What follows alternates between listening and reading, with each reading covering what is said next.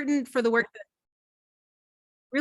the work that that we've been doing in the last 6 years, is also looking more closely at the mental health benefits of heritage language reclamation. And for this, we have turned especially to some really powerful research coming out of Indigenous language revitalization and Indigenous communities across what is now Canada and the United States, across Turtle Island. These mental health benefits also indicate that there are intervention and protective factors against suicide attempts and ideation and suicide completion rates. There are protective factors in language reclamation and cultural knowledge amongst young people in terms of experiences with depression, self-harm, partner harm, and violence related to intergenerational traumas. And so the work we're looking to here is really understanding that when we are doing heritage language reclamation and cultural knowledge, identity work, ethnic studies within the Hmong community led by knowledge and language keepers within the Hmong communities, it's literally saving the lives of young people and the children of the future children of the young people in our classrooms and in all of your classrooms who are here today as Hmong educators. So the work you do saves lives, and we want to really better understand those true impacts of heritage language reclamation work. So we want to pause here and give you a moment to share as well. Why does language reclamation work matter to you? Oh, I have a spelling error there. Why does the language reclamation work matter to you? You can add stuff in the chat, but you can also unmute yourself and bring your voice into this space. So I'm going to stop sharing. Why does language reclamation work matter to you? And we'd love to hear from folks.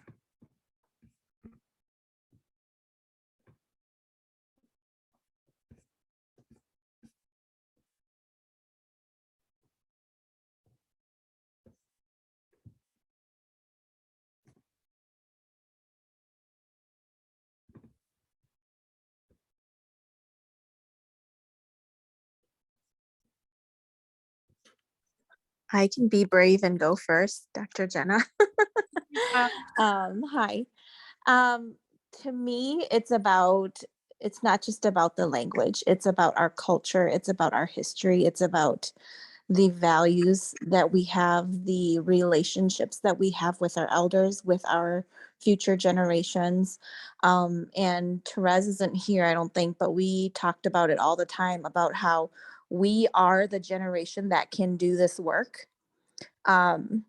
We cannot wait for the next generation to do this work because we are the ones that have the ties to our elders and that can pass it on to our children. And so when our elders are gone, we lose that direct connection to our language, our culture, our entire, Hmong being, right? And so we are perfectly situated to do this work right now. Thank you so much, Pa. I'm so glad you were brave enough to say all that. Hey, Jenna, this is Dwight. I used to I was a professor at Hamlin University in St. Paul, and right across the street was the Hancock-Hamlin University Collaborative Magnet School. They had about 85% Hmong students there at the time. This was back in the 90s. And I was flashing forward even then, thinking about this rich language that these students were using, but noticing that the teachers were trying to get them to stop using their language and to Americanize them. And they couldn't speak their language in their small groups and those types of things. And so as the literacy specialist in that school, we tried to change some of those practices. But I'm just thinking about in the early days, how much damage we did. And it's good to know that this reclamation is happening. And I know that we have Hmong teachers here, but if we can get other teachers a part of this as well, I think that would be very helpful. Although they don't know the heritage language, but just the appreciation of the students' home language is something that they need to understand dispositionally. Thank you, Dwight. We have some folks in the chat. Dr. Chua said to teach, to know, and to live in a Hmong worldview. Song shared Hmong identity and agreed with UPA 100%. Dr. Li Bao shared, if we lose our language, we lose our culture. When we lose our culture, we lose our history. When we lose our history, we lose our identity. Oh, and Dwight Ashley went to Hancock in the 90s. Maybe you all maybe know each other. Soon to be Dr. Caroline said, I want to be comfortable in my own skin and for Hmong children to know that they do have a place in this world and among others. And Tu said, Hmong language can unlock a Hmong worldview where we can see the value of our cultural ways, health and farming produce, and a way of life beyond. Hmong language can also decode our Hmong arts such as gutsia and chanting, flute, and to discover deeper meaning of our heritage and history. Thank you all so much for sharing those. Dr. Jenna, I would just like to share too that the reclamation work is so important because we are also trying to reverse the traumas that we have all inherited from our parents and grandparents. And so by doing this work, we are helping each other. And hopefully we can reverse this trauma before it's too long and too deep into our genes that we cannot do the work anymore. Thank you, Dr. Vicky. Yes.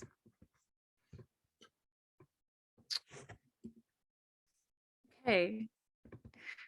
So as we thought about this question, when I first started entering the work that Bang had already been doing, and many of you had already been doing for many years, we tried to figure out how can we bring all of this knowledge and all of these purposes and all of the language and knowledge keeping that is already strong within the community and really is not reflected in the existing research and scholarship, the curriculum that existed at the time and still exists, the preparation of teachers. So what are the quote best practices to become a good teacher? As Dr. Dwight shared, he's a highly qualified teacher and at the time literacy teacher, and teachers have been taught repeatedly best practices that do quite a bit of harm. And so what we turned to were community-driven participatory research methodologies and approaches. It's really important combining these together. So participatory research methodologies, things that several people in here may be familiar with: participatory action research, participatory design research. It can also be part of participatory budgeting, participatory policymaking.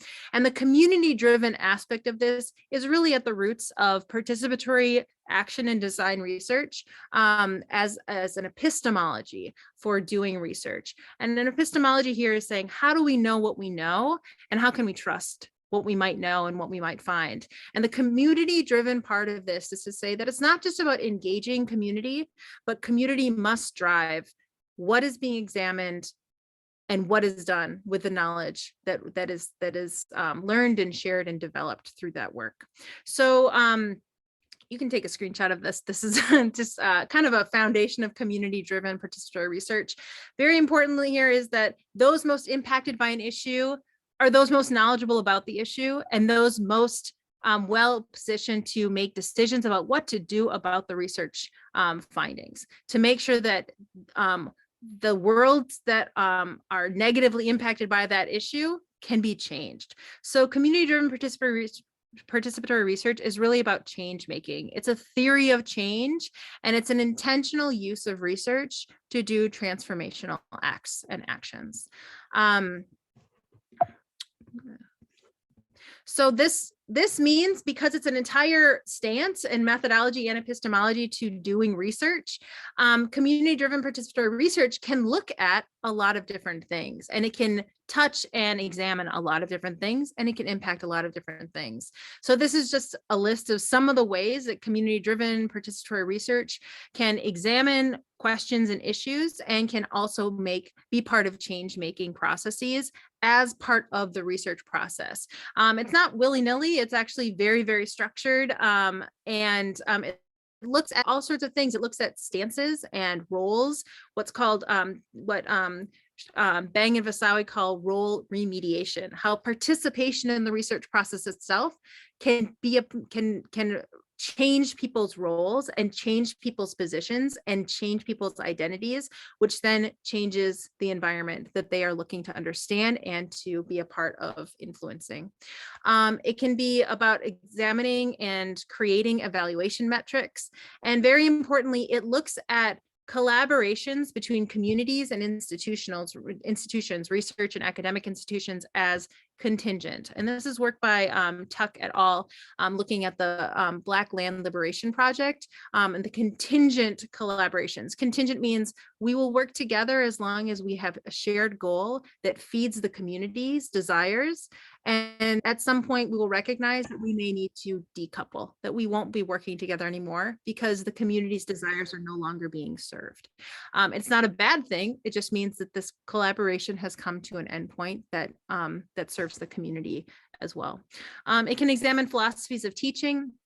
And it can be a research methodology that results in the development of curriculum, instructional practices that are changed or better suited to culturally sustaining education, the creation of texts and materials, and the creation of culturally sustaining teacher preparation and professional development and standards for teaching and learning. Participatory design research as a process. I'm happy to talk to any scholars in here who are interested in this or educators who are interested in doing this at the classroom level. You can think about this in terms of embedded cycles. So you have questions that you're looking at, you're doing research on that question, you're implementing change based on your findings, and then you're asking another question. So the idea here is that it is ongoing. It is not a snapshot. It is an ongoing process that has micro levels that then move the wheels of the macro level in long-term ways. There are multiple stages in this. Again, I'm happy to talk about this process to anybody who's interested and how this looks different depending on the context that you're using in, if you're doing design research or action research, policy work, or budgeting work. In reality, it actually looks more like this though. And those of you who have been part of this project probably know this, especially those of you who have been part of our community lead research teams. The participatory design research process beautifully is a chaotic mess at times too. And that's because of the community driven part.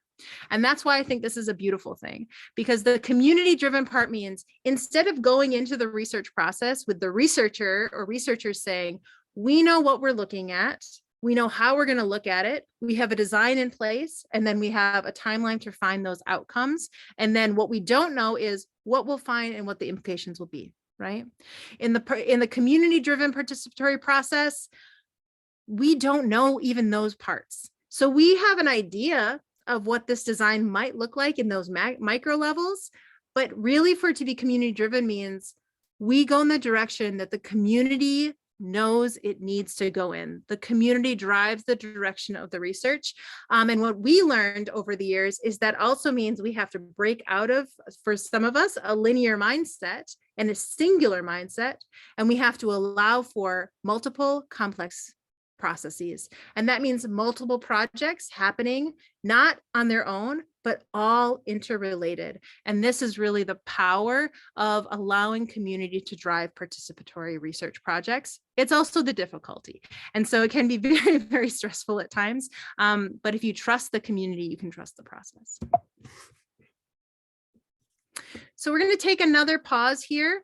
So what about all of you? What are some ways that you are already what are some things you are already doing connected to language reclamation? We know we have you in here. What are some things folks are already doing connected to language reclamation?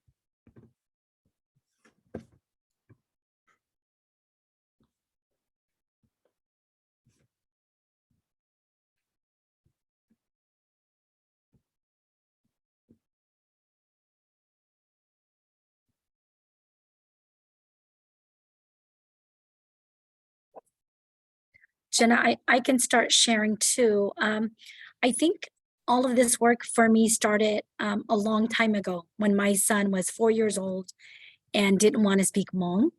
And then, so I ran a Hmong summer program that teaches Hmong language, culture, and arts and crafts for 10 summers.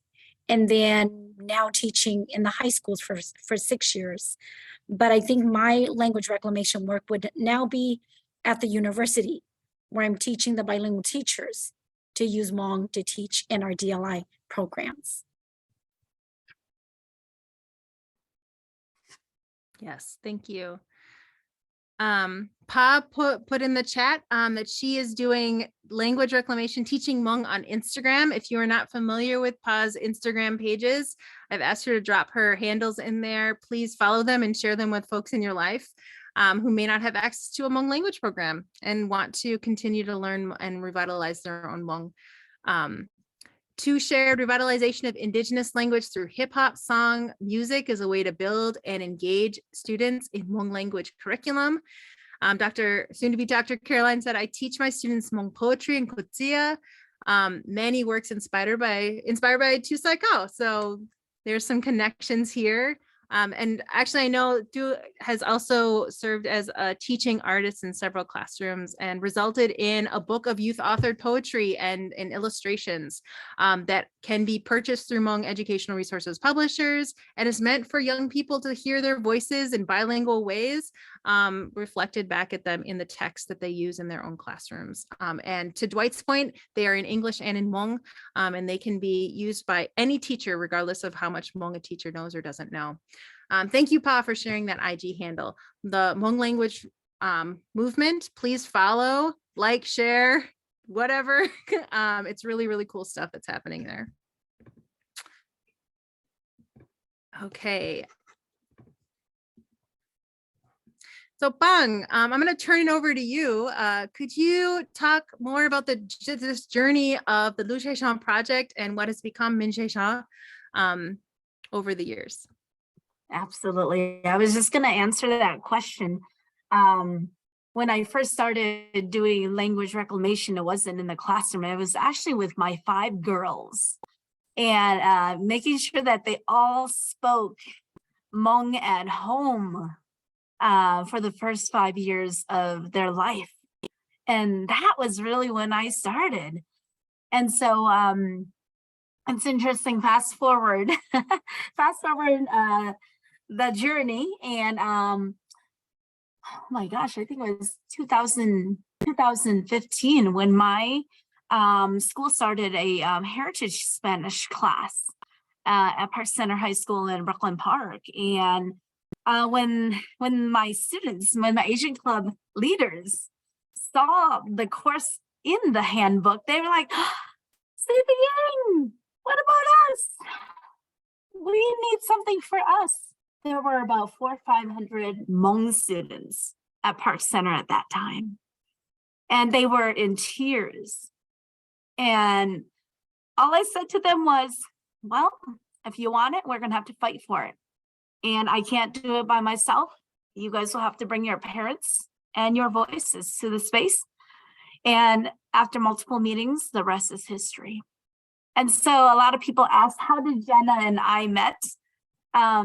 It was interesting because my 2 Spanish, heritage Spanish colleagues, they actually met Dr. Jenna at the Carla Institute, where she teaches an ethnic studies course for heritage language programming. And so they had met her there.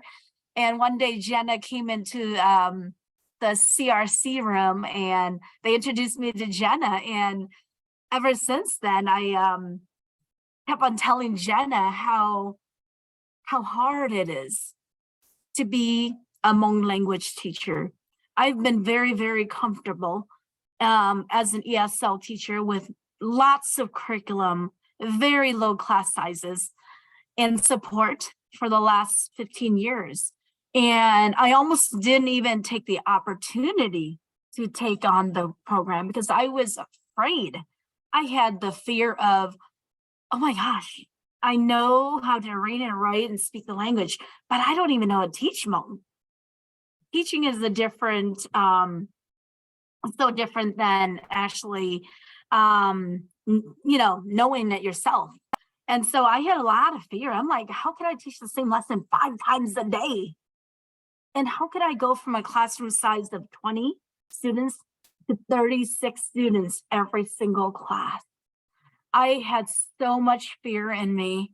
And at the end of the day, one of my EL colleagues said, Peng, you fought this from the beginning. And if you don't do it, who's going to do it. And if someone else comes in and they don't know why this is so important, they might not do the work as well as you can. So that's when I made the decision to go into the field. And my first obstacle was curriculum. I didn't have any curriculum. And so I asked a lot of my friends who were in other places who were teaching Hmong language, and every one of them said, Peng, we love you. You're a great friend, but we just can't share anything with you because of intellectual property rights. And so that got me really, really, really disappointed. And I finally ended up taking a journey down to Sacramento, Sacramento, Luther Burbank High School, where I met Yapa and Patrick. And they said, you know what, Peng, just come down here. Anything you want, you need, ask us. So they were my mentors for the first couple of years, just to get me through the years of where I had the most fear. And so when I left Yapa and Patrick's school, I said to their principal, if I go back and there's magic that happens, can I ask you two guys to come and help me with whatever it is that we're trying to create? And their principal was super supportive. So when I came back, one day Jenna emailed or messaged me or called me and said, Peng, there's this opportunity. All of you Hmong teachers are working way too hard in silo. We need to get you guys working together. And so she said, should I apply for this grant? I was like, yes, go for it. And so Dr. Shanna applied, and we were selected to start this journey of the Lub Zej Zog project. You want to go to the next slide?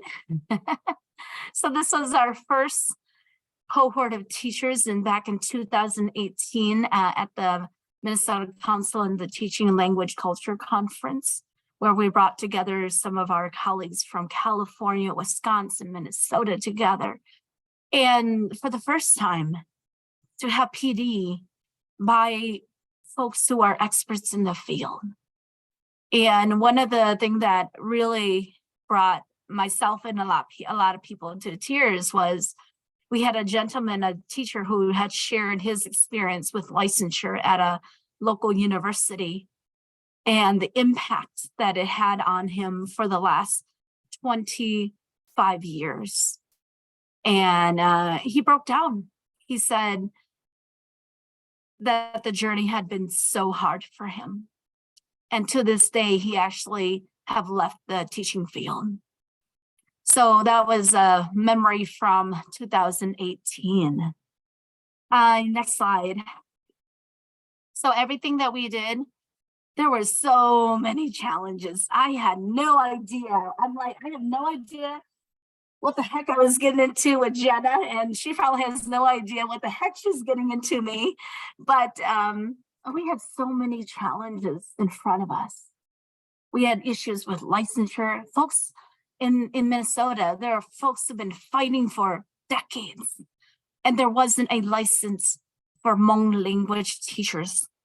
Be licensed to teach heritage language students. And so there have been a number of people who've been fighting for it. And then we started fighting too, because we heard the cry from the teachers in our network. And then we all, with the shortage of teachers and more so Hmong language teachers, that's something that we said we have to figure out how we're going to be able to sustain this in the long term. After there's a whole group of teachers who've been teaching 20 plus years, and those language teachers are going to be retiring. How do we get the next generation to replace those teachers when they actually retire? Teacher burnout was high because our Hmong language teachers, our heritage language teachers, work 10 times creating units, 10 times the work for everything that they have to do, because it had to be created from scratch, and that can cause burnout. Intellectual property rights, I talked about that as well. The lack of materials. When I had to put together my list of books to order for my classes. I'm like, where are all the books? I can't find any. I asked a lot of people, and it was the best we could do. So the lack of materials was also another obstacle. Research. There wasn't a whole lot of research in this field when we started 5 years ago. And then money. We know that money drives everything. And when the money runs out, what happens? The initiatives die. Trust was also another one as well. I think a lot of people didn't. A lot of people trusted Jenna, but I think it was more so me. Who are you? Where did you come from? What is it that you want to do now? And I tell people, I'm like, I don't even know what the heck I'm doing, but I'm following Jenna's lead, and I'm sharing what I hear from other teachers, the needs and the wants and desires from teachers. And I just told them I don't have a hidden agenda. This is for all of us, regardless of where our students are, charter or district public. It doesn't matter, because at the end of the day, we want it to be a win-win for all. So eventually I did gain the trust of our teacher cohorts and so forth. Support from the community was also another challenge as well. But guess what? Next slide, Jenna. We took all of those obstacles that came our way. We said, you know what? These are opportunities for us to grow, opportunities for us to take it to another level. If we didn't have money, how are we going to find more money? If we didn't have enough Hmong language teachers, what are we going to do? Okay. And we have solutions for everything that we've been finding as challenges. Okay. Next slide. So back at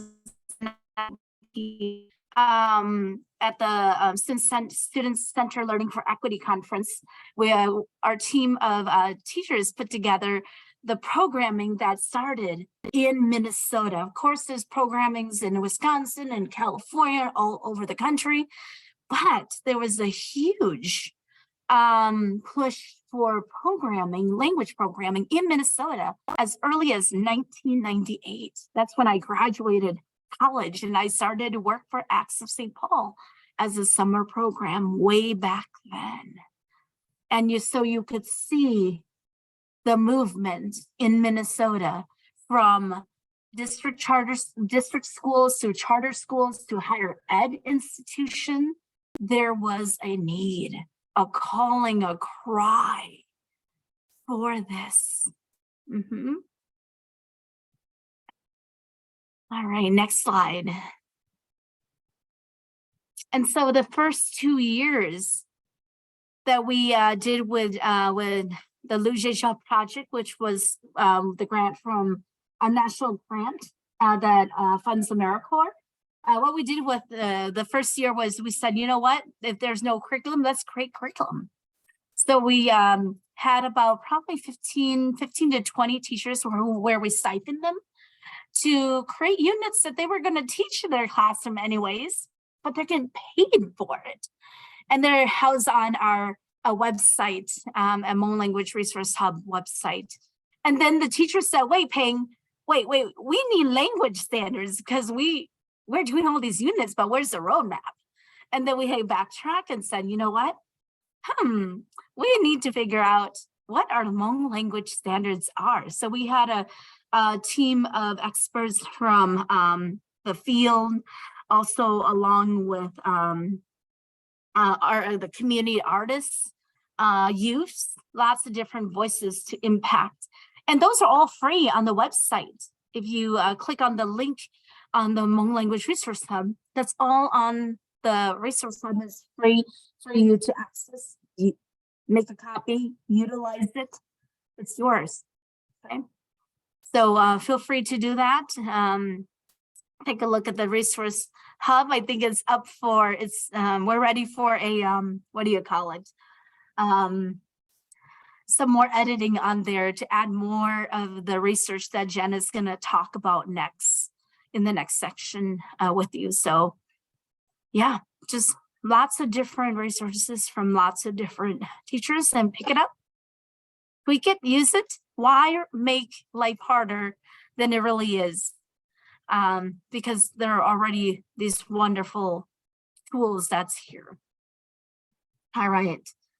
So that's also available. And then third year, I think that more detail will be in another slide for third year. But after the second year, we actually came into a crisis. It was right before COVID. And we had teachers coming to us and said, hey, Jenna, you know, the grant is going to be over. What are we going to do? How are we going to sustain this? What we've been building together was so powerful the last couple of years. And we could see each other, you know, just coming together and becoming cohesive and doing amazing work together. But they were afraid that without funding, that the initiative would die, just like every single other initiative. So we said, okay, next slide. It took me, you know, I think I sat on the decision. We said, well, let's start a nonprofit so we could actually go and chase after grants to help support the language teachers, to help support our community, our coalitions, our local community in the West Metro. But actually for me, it was a whole month of thinking, do I really want to do this? This is gonna be a lot of work and I have no idea what the heck I'm doing starting a nonprofit. I have a lot of learning to do. So it took me a while to finally said, okay, I'll do it. Along with Jenna. Jenna has always been on this journey together with me. So she's why we are able to go as far as we are able to go, because of Dr. Jenna's support. Next slide. All right, so year 3, we did a Hmong Lang Hmong Jua curriculum, where we pulled about a dozen Hmong Lang Hmong Jua teachers from across the country. And we studied with Dr. Charlie from Fresno State, created some units around that. We had professional development that summer. And then we also had Hmong ethnic studies unit. So there was also a team of about a dozen language teachers from across the country looking at, you know, how can we create units around ethnic studies that connects with us? And so we also were able to create the units and also give professional development so our teachers can have the units as well. And then I'm going to turn it over to Jenna to talk about the Emerging Hmong Language and Education Scholars Collective. Yes. So during this year, this is when, so year 3 is when we first started developing our Emerging Hmong Language and Education Scholars Collective. This started with 2 emerging scholars. So we had Dr. Vicky Seong-Lor, who was really leading up the research and scholarship development, and Tong Bang, who was a PhD student and is now a PhD candidate at University of Minnesota. And he was our research assistant. So between Dr. Vicky Seong-Lor and Tong Bang, we started the work of trying to develop scholarship publications, presentations to bring documentation of what was already happening and what was working well within these programs into the world of academic scholarship. The reason for that is by putting some effort into developing publications around that, it allows for this to enter into the experiences of teachers preparation programs for Hmong teachers and other less commonly taught and displaced language teachers, so that they are seeing examples of what works in their preparation to become a teacher. There was already a body of literature in the field about Hmong youth in schools, but it was, except for really just a handful, a small number of pieces, it was about the ways that schools were damaging Hmong youth and were not working for Hmong youth. And while that is very important literature and very important research to have out there to document the harmful practices in US schools that Hmong youth experience, it doesn't help Hmong teachers to figure out what to do differently. right? And so this work that Dr. Vicky Seong-Lor and Tong Bang really led up in our first small cohort of emerging Hmong education scholars was about developing more research that could be used for teachers in positive, effective, powerful, empowering ways, that was also written from Hmong scholar perspectives and understandings and depths of knowledge. This pilot of this component of our research design expanded starting in year 4, which was last year, 2021-22, and is continuing for the next 3 years, actually. So we now have a cohort of our current cohort is 10 emerging Hmong language and education scholars. And this is a combination of folks who are in early career stages. So who are either in the school districts or in teacher preparation or research positions at universities and colleges, as well as folks who are pre-doctoral scholars. The idea is to create internal mentorship relationships that are long lasting over multiple years to support scholars as they are coming up into the field, coming into their research agendas, and to also support early career scholars in getting their publications out there. Oftentimes the teaching loads are very, very heavy. And so getting publications out there, but also developing that strength and empowerment that comes from empowering emerging scholars coming up behind you. And so this was the initial year of that, and it's expanded now to what will probably be a sustainable group of 10. Bang, can you talk about the mentoring collectives in year 4 and 5 as well? Yeah. So we continue to have mentorship between with our National Hmong Language Teacher Coalition, continue to do mentorship in different ways, in different just in different formatting. Each year we change it up so that it gets better and better. And then we also started a Minnesota Hmong Educators Coalition mentorship program where we're mentoring, where we have our Hmong veteran teachers mentoring our college and high school students who want to become teachers. So that's also a mentorship program that's a lot smaller in scale, but we see the need of it so that our students can be successful going through the system and actually becoming teachers.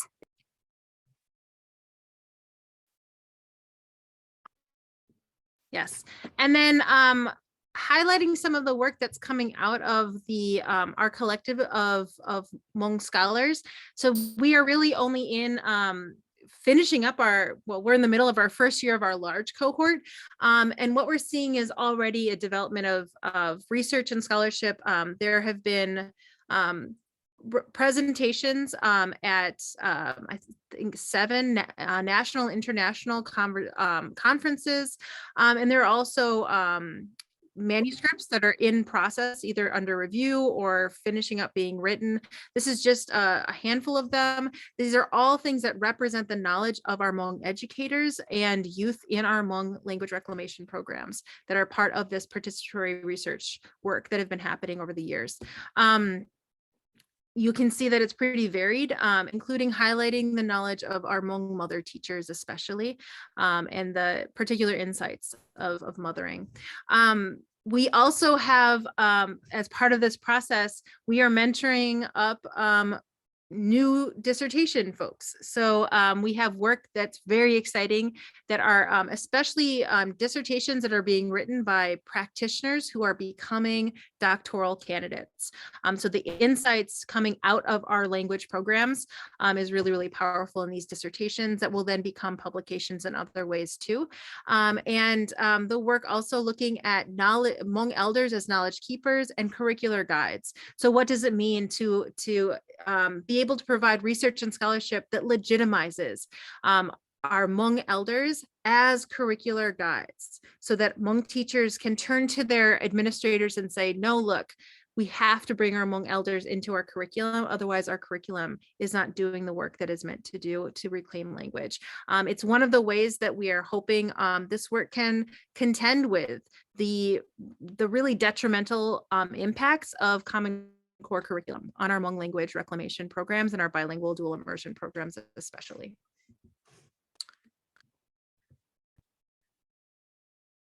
All right, this is, it's interesting because I think I have everything mapped out in my head, but then when people talk to me, they don't know what is what because it's so complicated. So I had to create this generic visual so that our National Hmong Language Teacher Coalition can understand what our Minnesota Educators Coalition is doing and how our I Strives Hmong Summer Camp overlaps with some of the work that we do. And so this is a visual of the nonprofit itself with the 3 legs that we have doing, each led by different leaders within that community doing the work. And so it is very, very, it's going super fast within the last 2 years because the need is there. The need is there, and hopefully what we've done have been helpful to teachers to gain the knowledge that they need. Yep. And so like, remember, like I said, we had so many challenges and we said, you know what, let's tackle them. So we're no longer working in silo, we're working as a collective. We finally got the licensure pathway piece. This school year, we started with 20 Hmong teachers who have been studying linguistics and language and all sorts of good stuff so that they can get their world language license with an emphasis in Hmong. And so hopefully by this September, we'll have a cohort that will be done, and we will be up and going with another cohort, not just for Hmong. We are going to tackle Somali, Karen, Vietnamese, other heritage language teachers as well, so that we can help support their journey to getting to where they want to go. Like I said, the mentorship piece, we continue to chase after funds because we know that when our college students are connected to one of our Hmong veteran teachers, that mentorship and that those conversation will look different and will be it will look different than if they were mentored by someone else who didn't look like them. Okay, teacher burnout, lots of self-care. We talk a lot about self-care in our sessions. Intellectual property rights, because of our work that we started with our coalition, Hmong Resource Publisher, her publisher actually gained momentum because there wasn't a lot of resources out there, books that were published out there for teachers. So we were able to support Dr. Bryant in getting his company going and creating more materials, etc. for that. When Jenna talked about the research piece as well, we started the nonprofit. And, we've been working with a lot of other groups of people to really work together for a win-win, like the Coalition of Asian American Leaders, who does a lot of data desegregation, a lot of legislative work at the Capitol. We work with them so that they could also hear our needs and wants, and Education Evolving is the same thing, and so forth. And out of this these beautiful years together, Project Shandu came out of one of my students, he who actually took his own life. And so I asked through Psycho and a number of different artists and Hmong psychologists to do something about mental health in our community. So that was the Project Shandu, Project Sunshine movement has actually turned into a nonprofit now. And so I'm super excited that they can do not just local work in Minnesota, but nationally help impact destigmatize mental health and promote wellness. Well, we also hosted a Hmong Boys Conference with a group of committee members from the community who wanted to talk about our Hmong boys, why they're behind, what is it that's holding them back, and so forth. So yeah, the work continues, and there's many, many, many people behind the scene. All right, next one. So where are we headed? Like I said, we're going to be adding more cohorts of different heritage language teachers to the world language licensure this coming year, continuing to empower our leaders, our emerging leaders as well with projects that they may have in mind, with dissertations or research that they may be interested in. We always want to make sure that we sustain and increase our teachers of color, Hmong teachers, because that's the one way that we can ensure that the Hmong language programs continue to grow and not die out.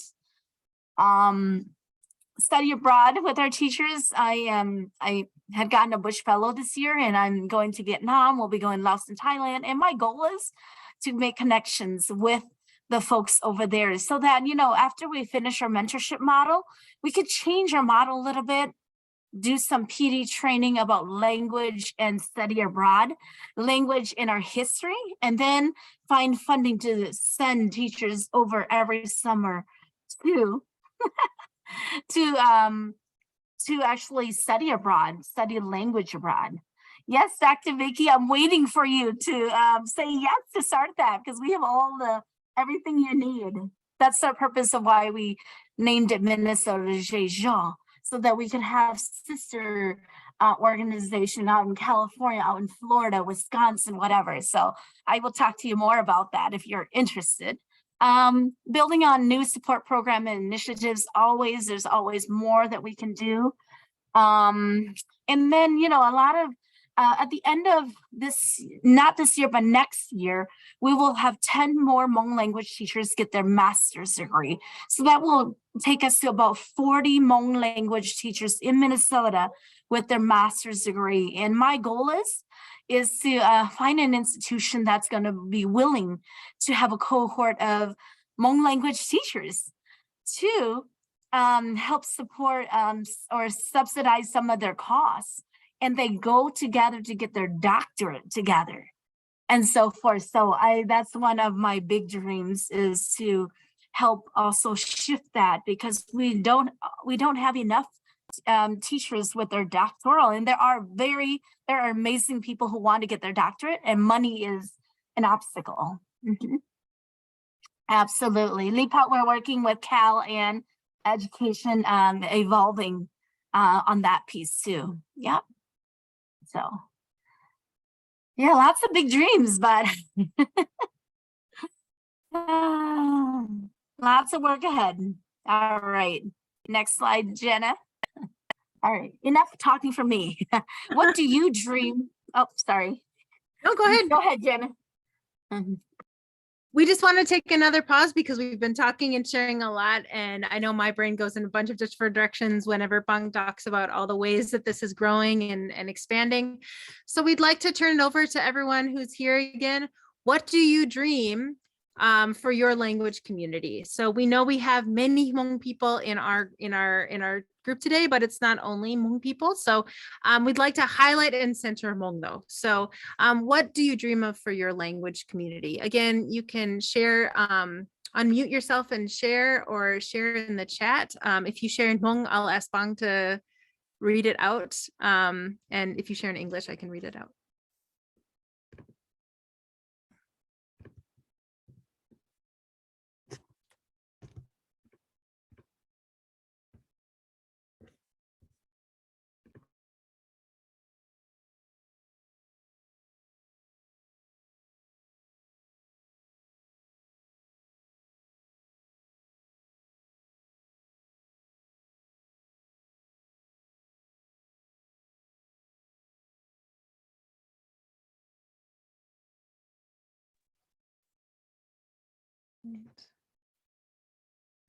Ba shared, I would love for young Hmong people to be able to use Hmong to create without shame.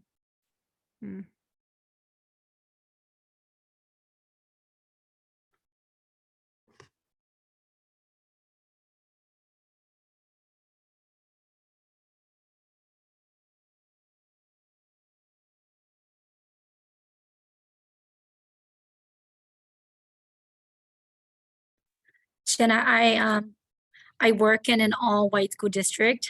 I'm only a teacher shared between 2 high schools. And what I dream for this Clovis community is for them to someday have a K-12 and path or pipeline to college with Hmong courses.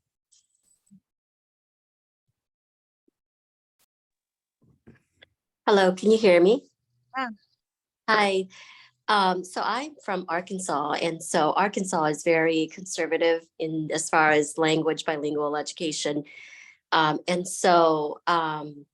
Just last summer there was a law that passed for bilingual education, but there is currently no school districts in the state of Arkansas that is jumping onto that bilingual bandwagon just yet. So you really have to know Arkansas to understand why. And so I think right now my dream for Arkansas, I think, is just to have a school district somewhere just jump on the importance of bilingual education. It doesn't have to be my district, but somewhere in the state of Arkansas. So that's my dream. Thank you, Dr. C. Hey, I put one of my dreams in the chat, but another one of my dreams, and this is Dwight Watson, is that I know that there's an influx of Hmong charter schools and other charter schools. And what happens is that the charter schools have the kids, but they don't have the teachers, because sometimes at the charter school, the teachers are underpaid or underfunded. So I dream that if there are going to be charter schools and language heritage schools, that they get equal pay and support as the other schools. Thank you. I just want to put voice to my comment in the chat. This is Pa. I think for me, it's about equity, right? We speak that word all the time in public arenas, and I want to see communities and schools and our communities walk the walk, right? We can talk the talk about equity and how we want our schools to be equitable and we want students to be represented, but that includes language representation as well. So I want to see a day where all languages are being treated with equity within schools. Thank you, Pa.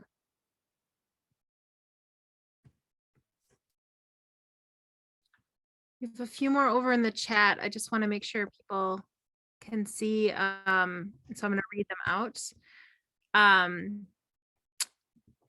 Dwight shared, I dream that all of our pre-service teachers get the knowledge, skills, and dispositions they will need to help them honor and support heritage languages. Rocio said, I want dual language education with as many languages represented in my community, Tagalog, Spanish, Hmong, all of them. Linda said, what I dream of is that 3-4 generations from now, our culture and language will still be fully alive and in full practice. I would be so sad if our language was lost. Bang also shared a link to what's going on with heritage language licensure bill in the Capitol that you can all watch and get some inspiration.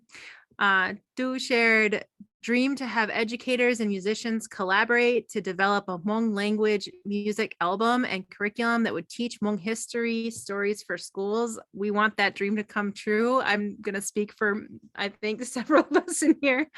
Dr. Li Bao said, I have been seeing fewer and fewer students enrolling in our Hmong language courses over the years. And our program's been around since 2005. Dr. Li Bao runs the program at Concordia College. That's why I feel that we have to start when they are young. And thanks, Bang. All right, thank you, everyone. We are close to wrapping up. We just have a couple more things to get into.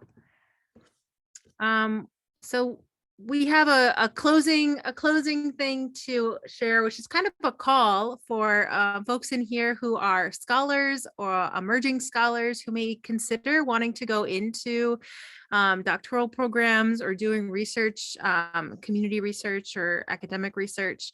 And then we have one more group reflection that we'd like to do together. All right.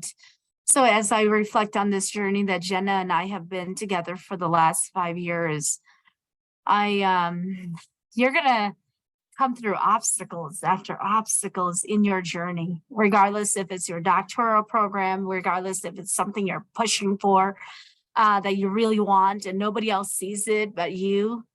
Take these obstacles and turn them into opportunities and be innovative with it. All it takes is 1, 2, 3 people, and the rest is history. And so find those allies of yours. And I often say, as a person of color, I need my white ally. I need my Dr. Jenna next to me so that when I talk, people will listen. Just because Jenna is with me, people will more likely want to listen. So use the opportunity that you have when obstacles arise to be innovative. What is your theory of change in your work? What is it that you crave to change in the work that you do? What is missing out there that really needs to be researched? Because all the things that when we push for programming in districts, where's the research? And if there's no research, so how do you know this works? So we always need our researchers to do to think about to be innovative and think about how the work that they will do can help change the work in the K-12 higher ed settings as well. How can your work be a part of changing course for the future your community deserve? So your work, you don't even realize the impact that you're making until multiple years later. But just know that when you become innovative and you think about the bigger picture, the work that you're doing will have an impact on your community. And they will be like, oh my God, I can't believe Dr. Vicky did this research 20 years ago. I want to take it to the next level. So you can, by doing that work, you can inspire the next generation of researchers within the community. And always, this work can't be done alone. You must collaborate, find those partnerships that will be by your side, that will be holding your hands together, that will be willing to fight the fight when things get hard. And even in academia, like what I've heard a lot of you say tonight, and share your work. Sometimes I'm not even aware of research that's out there because I'm not like into the databases and searching and doing research. I don't even know what's out there. But once you have your research, talk about it, share about it, so that more people will know, oh man, this is really interesting. I want to know more about it, and so forth. So don't be afraid to share your amazing work with not just the Hmong community, but the broader community as well. And lastly, be courageous.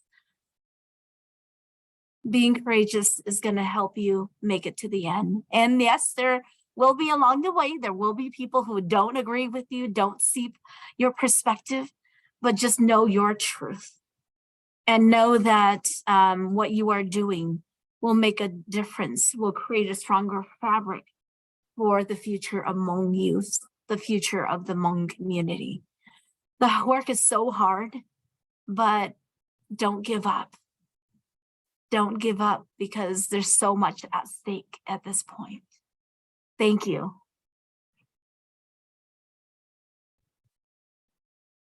Thank you, Pang. And this is our last point we want to end on. And we want to turn it back to all of you. So you are welcome to make other comments if you want, but really we want you to take a moment to think about the work that you all do, that each of you do, but all of you are doing in collaboration, in partnership with each other. We talk a lot, I talk a lot about constellations and thinking about it, one single star shines, but together with other stars, that's how we can make a picture. And that's how the stories are shared. And that's how, you know, constellations share histories. They share stories that people are able to point to and say, tell that story over and over and over again. And it carries knowledge across generations. So how is your work part of creating that constellation for Hmong futures that is a future that is deserving of those who you love and who love you and have loved you best in your world and in your lifetimes?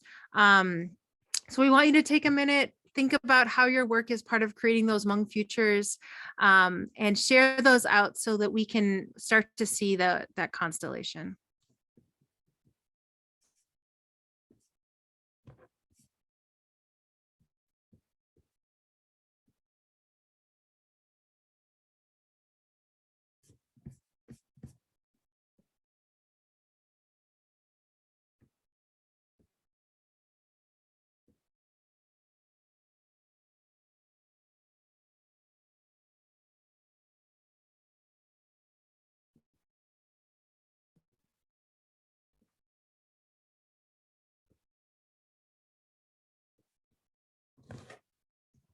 There's also some love being shared in the chat, which is nice.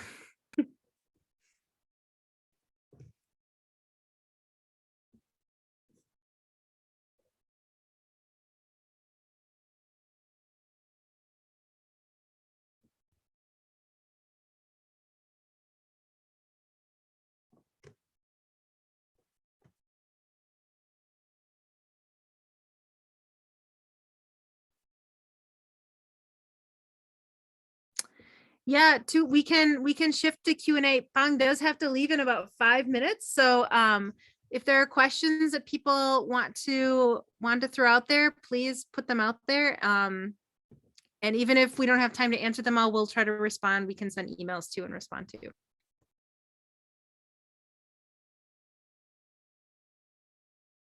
So any questions people have too, now's a good time. Dr. Jenna, it's Pa again. Did I see on their licensure for Wisconsin as well? Is that something that you're working on? Yes, we are. We are working with DPI. We're in the final stages of approval for the licensure through UW-Whitewater. So it will be a portfolio process, but people will be able to use the professional development that Minhija has been offering to fulfill some of their portfolio requirements for licensure. So we're hoping it'll be finalized in the coming few months. We're in the last revision of it. Great, thank you. Yeah.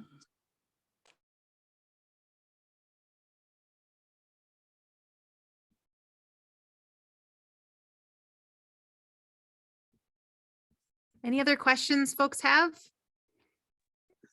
Yeah, Dr. Jenna, I have a question. Thank you both for this presentation. My question is about bringing Hmong language and heritage languages home. And I'm wondering if I might have missed it, but I'm wondering what ideas you all have for bringing languages home, and especially in terms of supporting parents to maintain or relearn the Hmong language, because we've mentioned several times that it's if parents don't speak the language and their kids are learning it in school, it's not going to work that well once the kids come home. And so I'm wondering if you've put any thought into how to support parents in this process. Yeah, absolutely. I have some things that I could share with that, but I would like to turn it over to folks in the group first, to our expert educators and parents themselves, who could maybe share some of your insights into what works with this. Are there any things that folks in the group would like to share?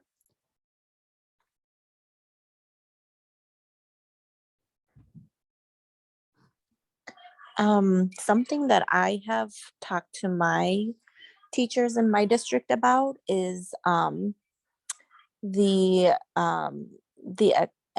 exposure to storytelling, exposure to Hmong dub movies even, or any input that the kids can get is always more than not getting, right? And so when we had PD with our teachers, we talked about, what do you listen to in the car? Do you listen to the radio, or do you listen to Hmong stories, or do you listen to Hmong music?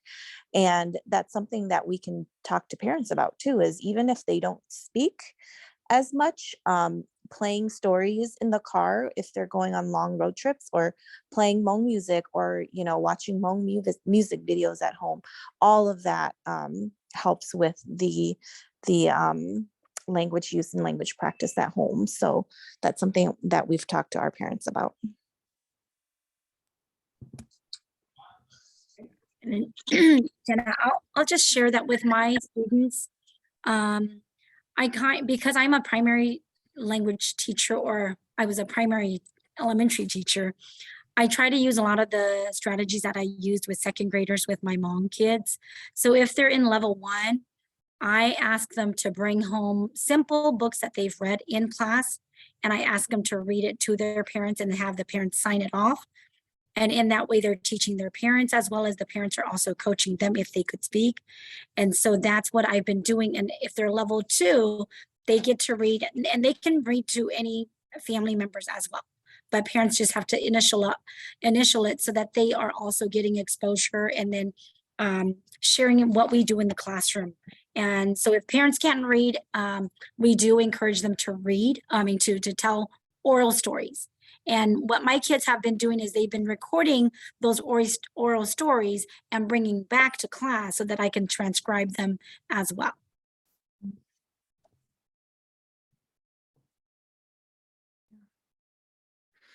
Yeah, thank you, Dr. Vicky. Those are really, really effective.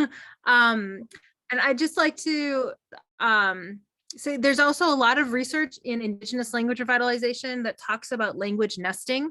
So nesting is something you can do in your home, and that's something where you may designate a single space in your home at first to say, like, this space is always going to be a Hmong space. So for instance, it could be a bathroom. So the bathroom is a Hmong space. And because of how strong print literacy is in the United States, Hmong community, you could do things where you're putting labels on stuff, not just words, like noun words, but also like actions and things like that. So you have reminders. You're creating basically a room that's saturated with word walls, with images and things like that too. And so you're having these visual reminders all the time about Hmong language in that space. And then what makes it part of the nest is whenever you walk through that doorway, you are in a Hmong world. And so everything has to happen in Hmong.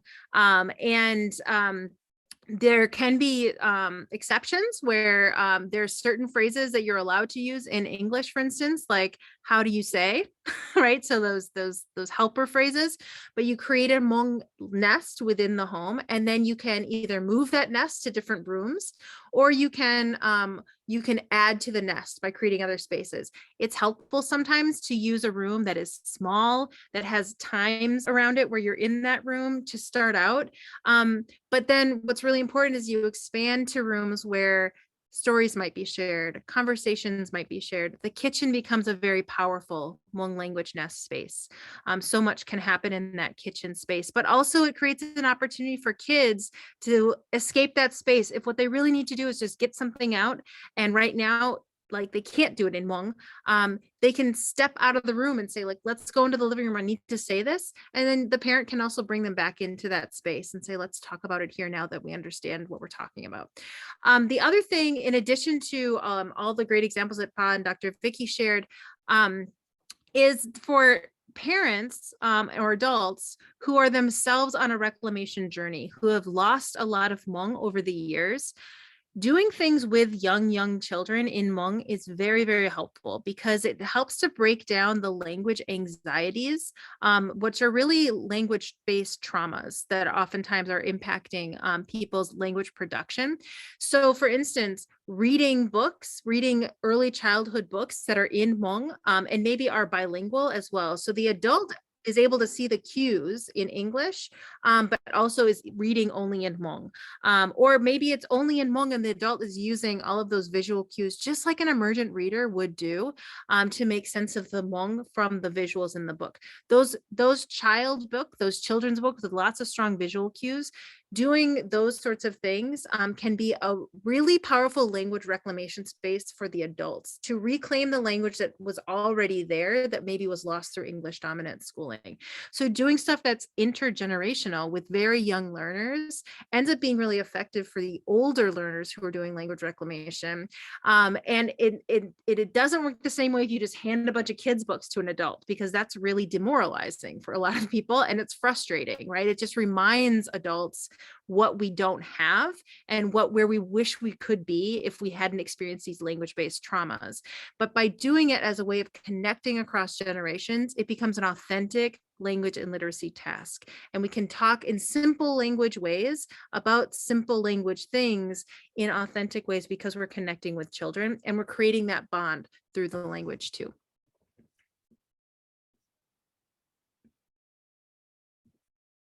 I think we should probably be wrapping up pretty soon. As great as this discussion is, I know that some people are already dropping off and I don't want people to feel like they're having to spend longer here than they expected. But I mean, this is a great discussion. This is a great project. I commend all of you who are working on this really important work. And thank you so much for sharing with us this recording.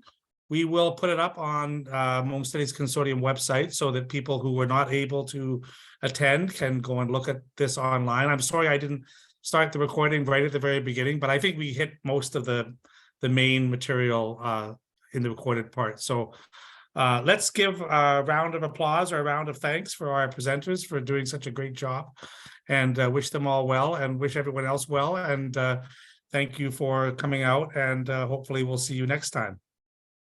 Thank you, everyone. Ian, is it possible for you to download the chat too? I know there were some comments in there we wanted to respond to. Yeah, the chat will come to me after I stop and I can send it to you afterwards. I'll do that. Okay, yeah. All right. Thanks, everyone. Good to see you. Thank you for coming out.